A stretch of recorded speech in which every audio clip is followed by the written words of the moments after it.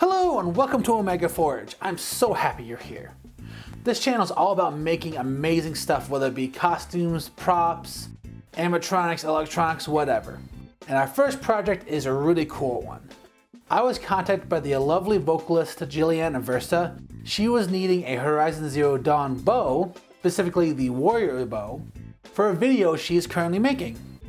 And she got a hold of me because I make a really nice kit on my Etsy. She didn't have the time or the ability to be able to paint it and finish it and get it ready for the video. So we decided to collab and here it is. So the video you're about to watch is a little disjointed in some places because it was filmed over several days and also one leading up to me getting married. So some of the shots don't line up right and some of the times you'll see lights on in the back are not lights.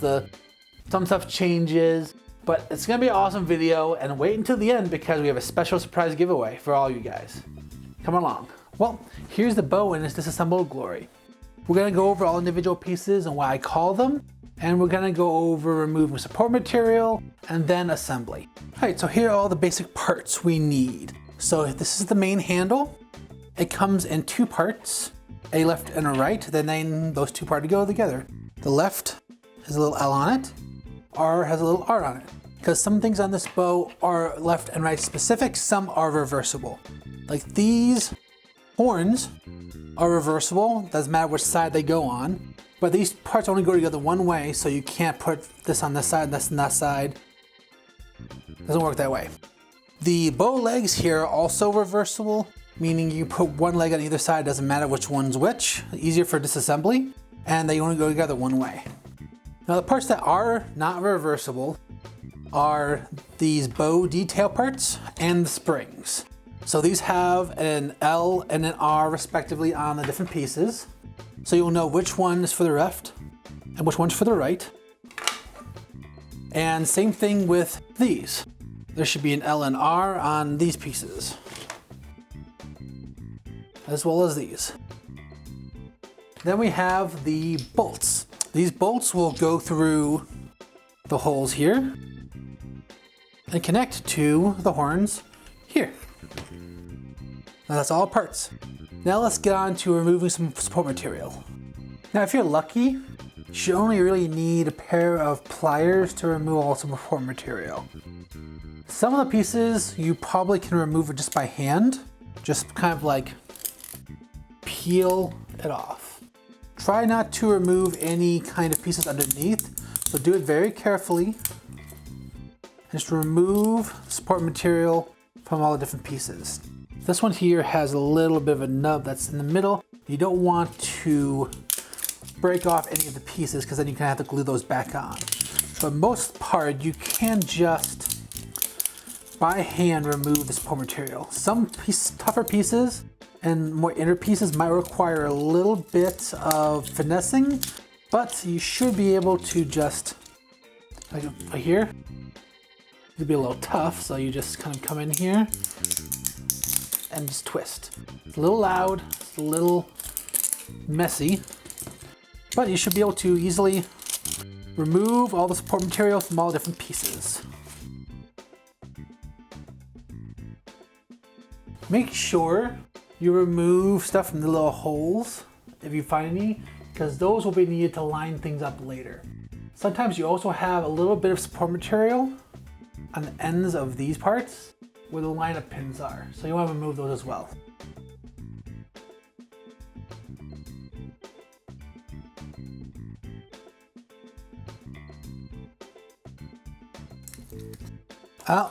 So made a bit of a mistake. There's a small little piece inside of here that's actually meant to be there that I broke off because I was too aggressive with breaking off the support material.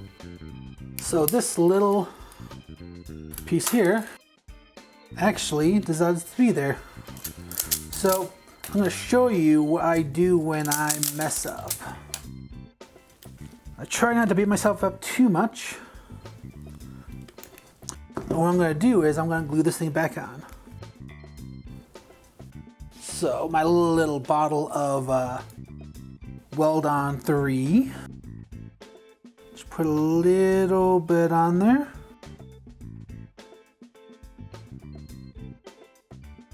and kind of push it on there, clear off the excess.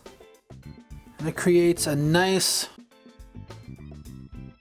bond there. And that part, the little nub there, is back on. Mistake fixed.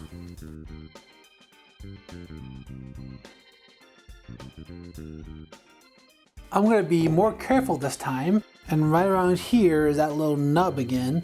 I'm going to make sure I don't get too aggressive on this one.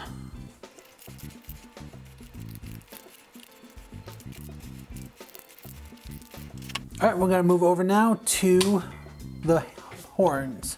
Let's have a little bit of small material on them, but not much. Let's just about right here.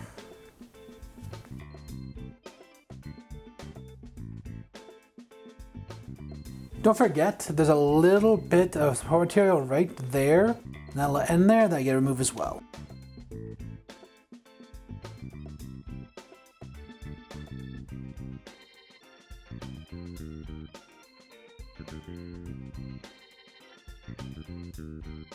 So those have all the support material removed. Let's move on to the legs.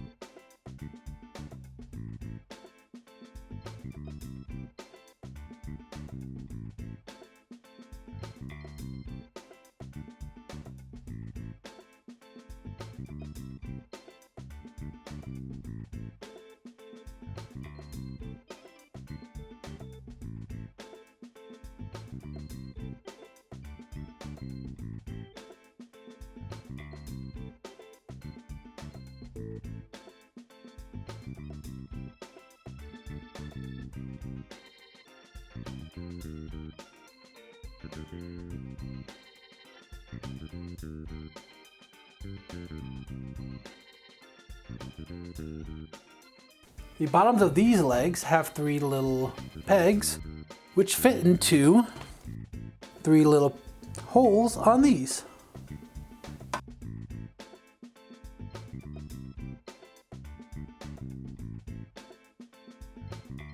Last but not least, we have support material for the details.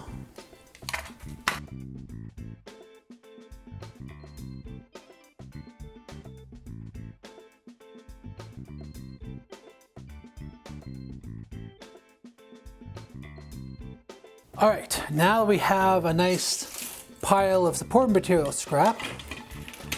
We can kind of do our assembly. Now, we're only going to fully assemble some of the pieces. Some can't be fully assembled until later on in the process. So we can start off with our handles. I'm going to take your lefts, line them up, and take your glue or whatever you're going to be using to assemble them. You're going to put left together, right together, right together. Kind of like you're dancing.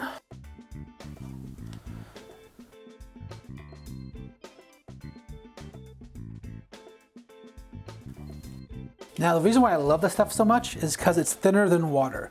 We can actually pour it down this little seam.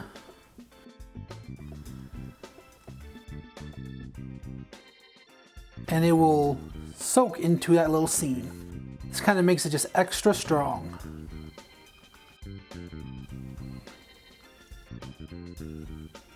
Can just rub it in there a little bit. The stuff is not like glue, so it won't cause your hands to be sticky. It evaporates like alcohol.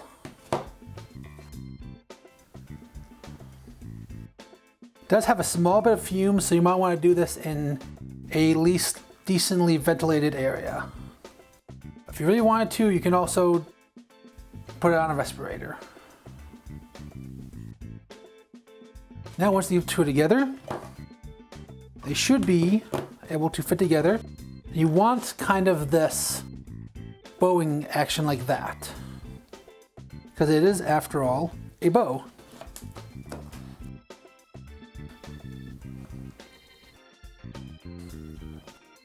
Now you will have gaps, and those gaps will be filled later with gap filler.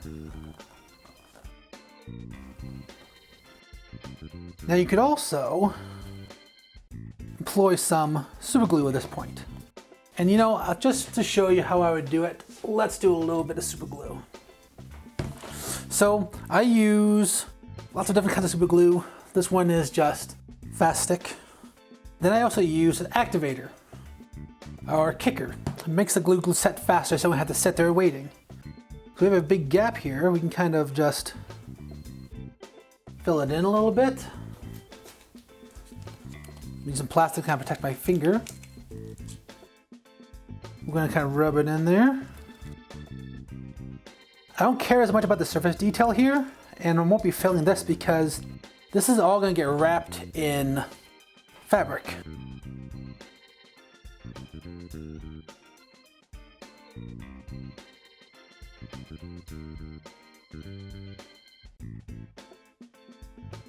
Alright, so this is together. Give it a second to kind of set up. Put it to the side. Now we're going to do our horns.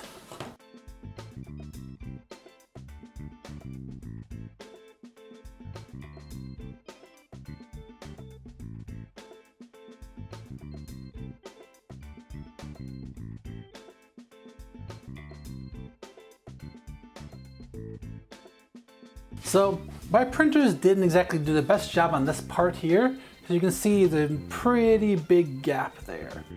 But honestly, I can fill that with gap filler no problem, so I'm not worried about it. So those are our horns together. The horns will actually, if I can, later on, these slot right into there. But we'll do that in a later step. Now we're going to do the legs.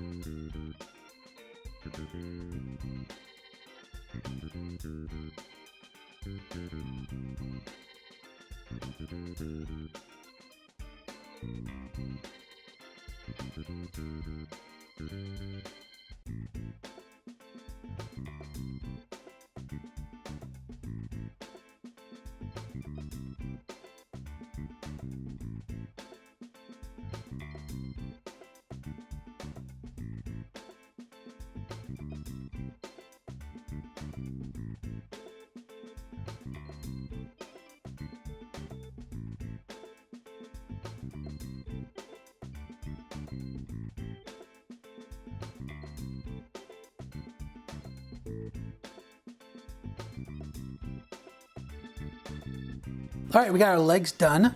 Also, this white stuff is kind of the remnants of the accelerator. Don't worry about it too much, it comes off, and again, we'll be painting these anyway, so it doesn't matter as much. Now, the last pre-assembly part is slightly different than the others. So, with the handles, instead of doing the, putting this and this together, and the halves together, we're actually gonna be putting the legs together and putting them together with these later on in the process. Because as these go together, they form a screw hole that's gonna be used for assembly and disassembly. It's gonna be used as a simple screw.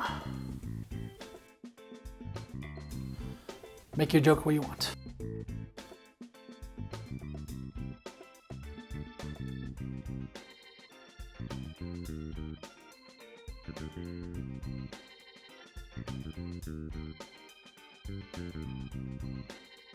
Well, that's all the assembly we're going to be doing right now. We need to do painting on some pieces. We need to do a few other processes, and then we will continue assembly. Some parts need to be painted and sanded while they're in their more raw forms before we actually get around to putting back together.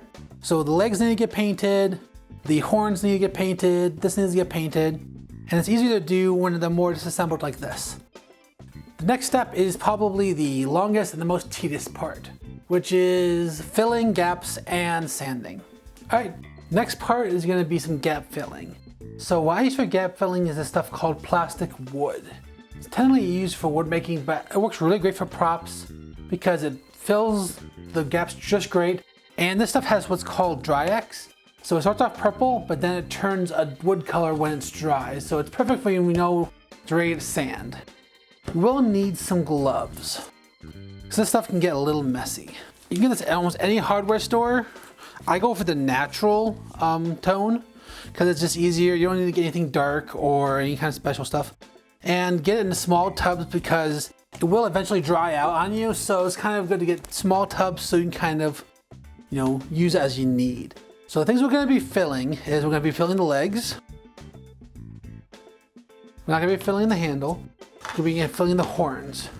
The other parts I can fill later because they're not gonna be put onto the bow until later.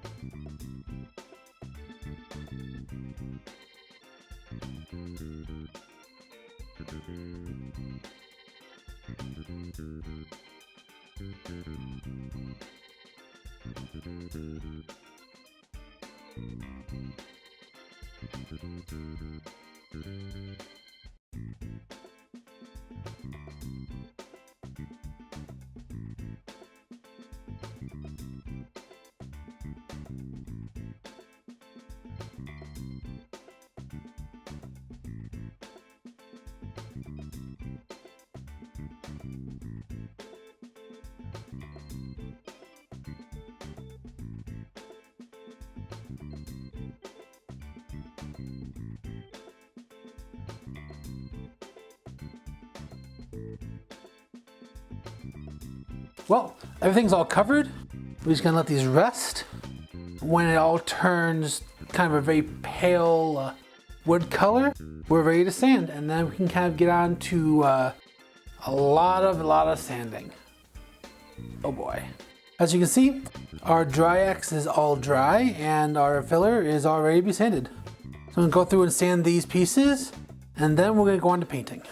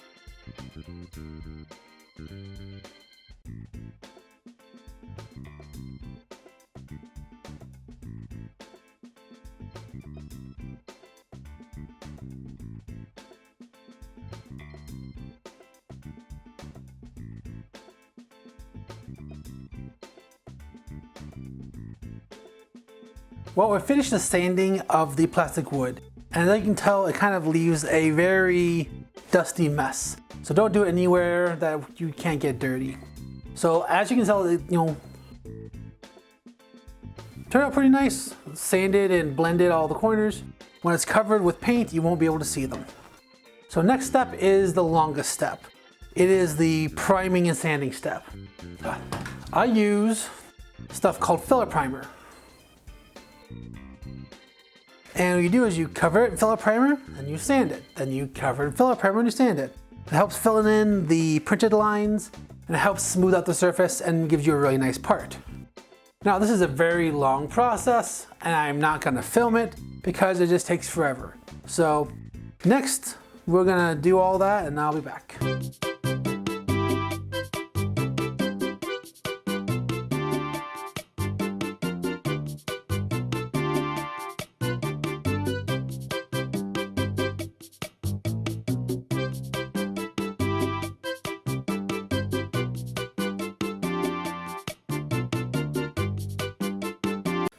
Alright, so we got the base coat of paint on, did a lot of sanding and finishing, and now we're going to do a little bit more assembly. So part one is we're going to take our spring parts here and we're going to fit them onto the bow.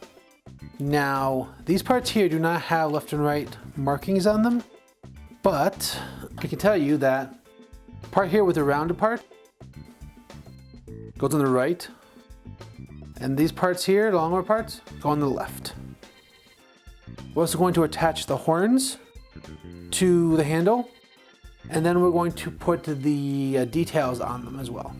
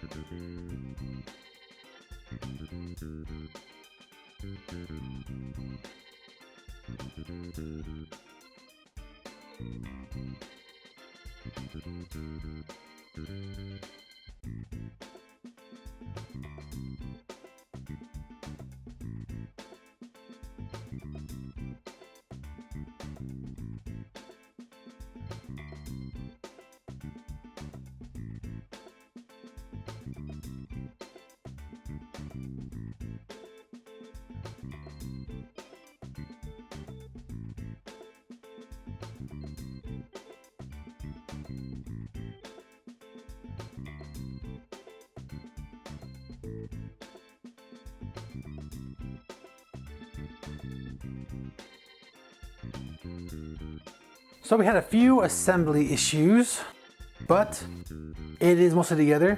I would recommend putting the details on first, because otherwise it's hard to get them on underneath these bows. So next step is more gap filler.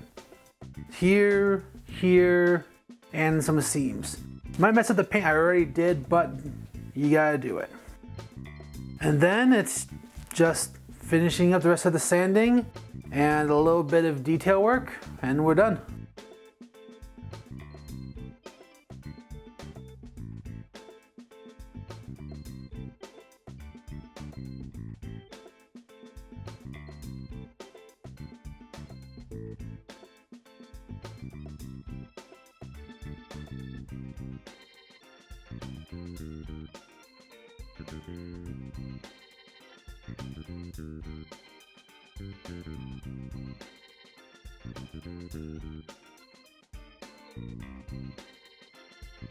Well, here is the bow all assembled with a basic paint job.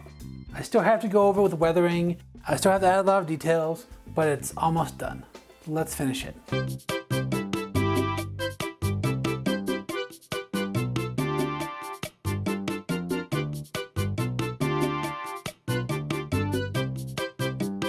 Here's the finished bow. I hope Jillian likes it. She's going to be using it in a Horizon Zero Dawn video she's currently working on. After she's done filming, she's going to be signing this bow and we're going to be giving away to one of you guys. To be eligible, all you have to do is like, comment, subscribe on this video, and after her video comes out, I will be selecting a winner and I will be sending you this bow, signed and everything. Well, thank you for joining us here on Omega Forge, and I'll see you guys next time.